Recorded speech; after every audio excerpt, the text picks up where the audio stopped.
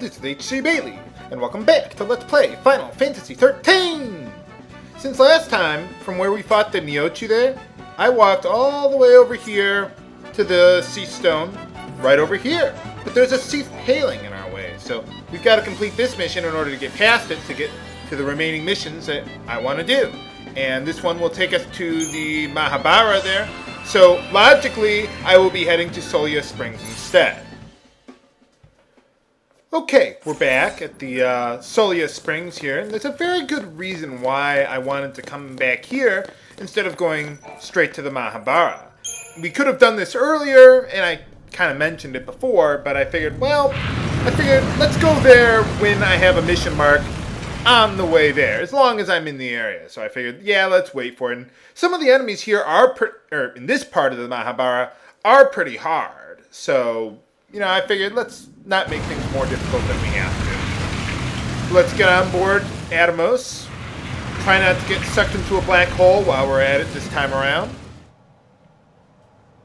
And if you take him back from the Solia, or you go to the Solia Springs, and then you take him back to the Mah'Habara, well, you see, you'll end up somewhere different than where you started before. Yeah, you remember this part, viewers?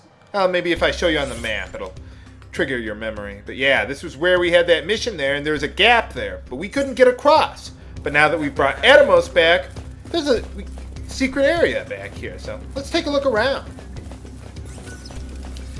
But yeah, I think after each subsequent trip here, I think Atomos will already be there, but I think you have to take him back there for the first time you come in through here. And we've already fought those guys before, so there are going to be quite a few new enemies here that are even harder than ones we've fought already. Not that much harder, but hard enough. Now we could head down the right path where the mission mark is. Yeah, it's all the way up there. But I don't want to do that just yet. Let's take the left path. Even though there will be a mission that takes us down here eventually, but not now.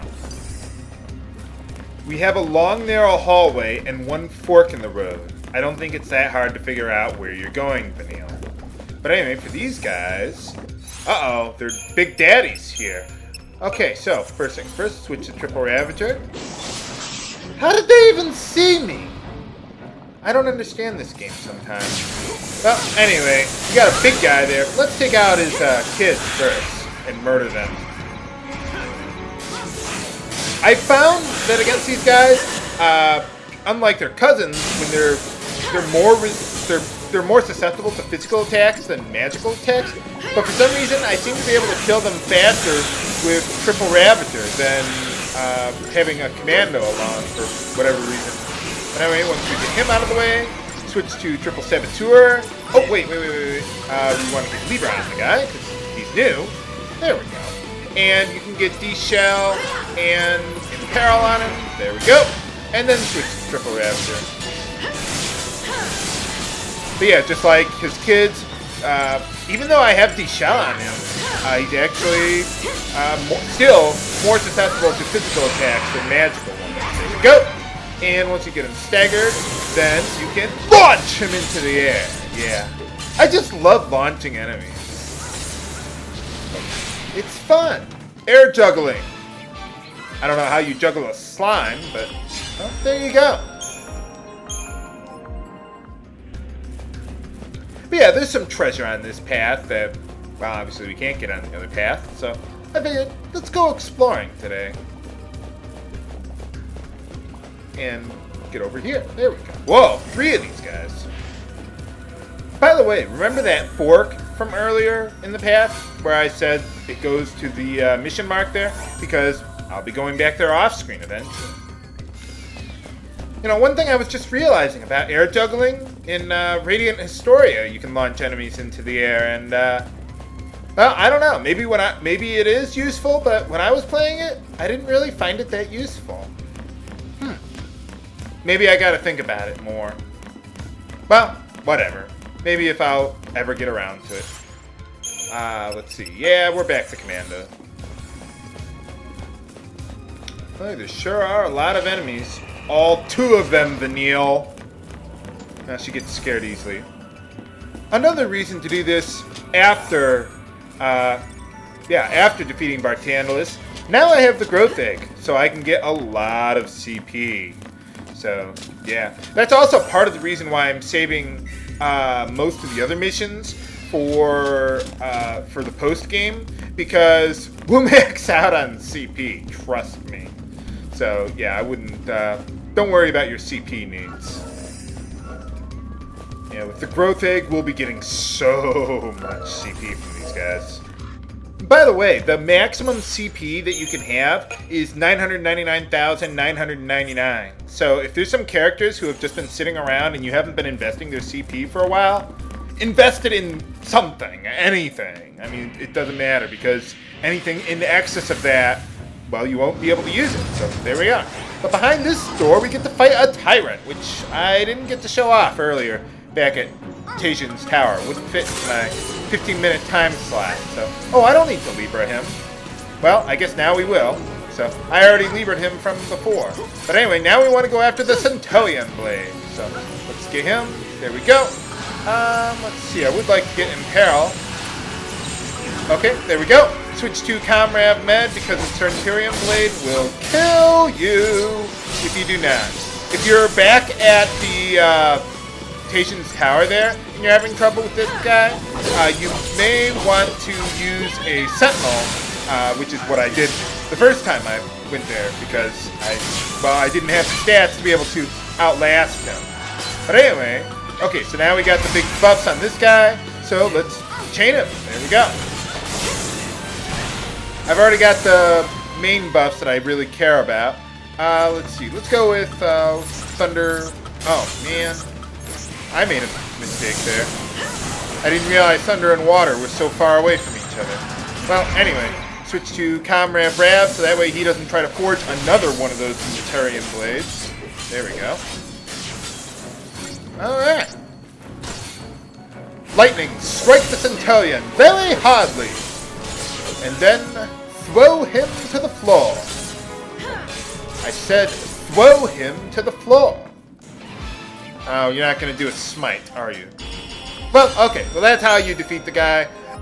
Like I said, if you aren't this strong, you're fighting him at Tajian's tower, use Sentinel there. Okay, there's another Sea Stone here.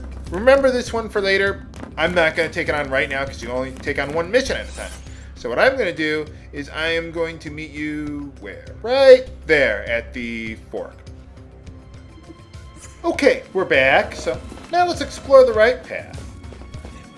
I like how they designed this place. You know, I mean, yeah, there's still the long, narrow hallways, but at least there's a major branching path instead of the tiny ones. So let's head on down here to the screwdriver. Looks like a screwdriver to me. I don't know. What is that thing there for anyway? Who's maintaining all this stuff anyway? Well, anyway, we got a Moogle puppet. Awesome. You could sell that for quite a bit of money there. I like how they make this look like that one area from earlier in the game. I forget the name of it off the top of my head. I think it was the Vile Peaks, wasn't it? So I remember Lightning was saying how they took pieces of Pulse to repair Cocoon. But anyway, okay, so here we want to get to Triple Savage. Savager. That's great. No, Ravager. And we got a new type of Shambling Thief who will be easier for me to kill than it would normally be. But anyway, first things first, you got to Libra him. Get the big 3 debuffs on him. There we go. Switch to Comrade Rav. Now, when you're fighting these guys normally, like you didn't get a preemptive strike on them, oh, nuts. Well, normally what I would do once I got the debuffs on them is I would not even switch to Triple Ravager because they have such a low chain resistance. I would just go straight to Comrade Rav because you'll stagger them anyway, and then you can launch them into the air like that. Let's see, the left path has the same enemies, so I'll just hit them up on the way back. I won't do them now. Alright, there we go. Mission mark is... oh, well, not just up ahead, but... well, we're getting there. We're getting there. There's no treasure on the left path there or anything like that. Man, I wish I had that Perovskite earlier for upgrading those talismans, but... oh, well. Ooh, this guy. Yeah, we'll stick with this. I like how Pulse is kind of like a steampunk atmosphere, you know? I kind of like that about Final Fantasy VI. I like steampunk better than cyberpunk. And I'm just waiting to sneak up on these guys. Give them heart attacks. They don't look like they're doing well anyway. Alright, and after that battle, I invested all the CP that I've accumulated into mostly stats. I've already gotten all the abilities on the primary 3 job roles for everyone. So, yeah, I'm just going to invest them into stats for now. And I'll worry about the secondary job roles later because I really got everything that I need on them for now. Eventually, I want more. But anyway, this mission's a little different than the other ones that we fought so far. Because instead of actually fighting the boss first, we're fighting all of his little minions there. So, let's go dual blitz, attack, go! And that's pretty much all there is to it. The boss will eventually show up. Man, the Axis Blade is so good in this battle. I think you fight more enemies in this battle than you do in any other battle in the game. You can fight like over 30 enemies or something like that. Yeah, we're already down to R, I guess. Okay, let's switch to Medic to get a little bit of healing before the boss actually shows up. But yeah, no matter how many of these guys you kill, more will just keep on showing up, no matter what you do. So, eventually, there we go. Let's Libra him, if I can. There we go. Get up to maximum HP before using any debuffs on him, or close to maximum HP. Okay, there we go. I'd like to get at least the big 3 debuffs on him. If I could get poison on him, so much the better, because he has a lot of HP, over 2 million. But we should be able to take him all the same. Come on. Oh, right. There we go. Yeah, let's use Try Disaster. Go for it. Let's see. I want to use Arrow on the guy. For some reason, the AI won't do that. I don't know why. Go as long as I can. One more round, and then I'll switch back to Medic. Okay, Medic. Heal, heal, heal, heal, heal, heal, heal. There we go. Yeah, I drove up the chain bonus as much as I could, but now we desperately need some healing. If Vanille, there we go. I knew you could heal him. I have faith in you, Vanille. Well, I don't have it on you, but you know. By the way, when I got that growth egg, I decided to give it to Chaz because his stats are generally not that high. So I really don't think the. Oh no! I want to get Smite. There we go. Yeah.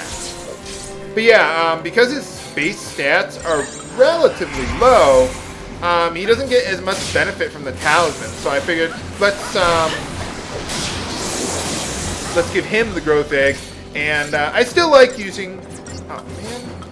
I still like using the. What are those things called? The Aurora Scars for now. Did I kill the boss? Oh, I guess I did. Huh. Well, there we go. Yeah, easy enough, but yeah, we have to fight a ton of those bats there.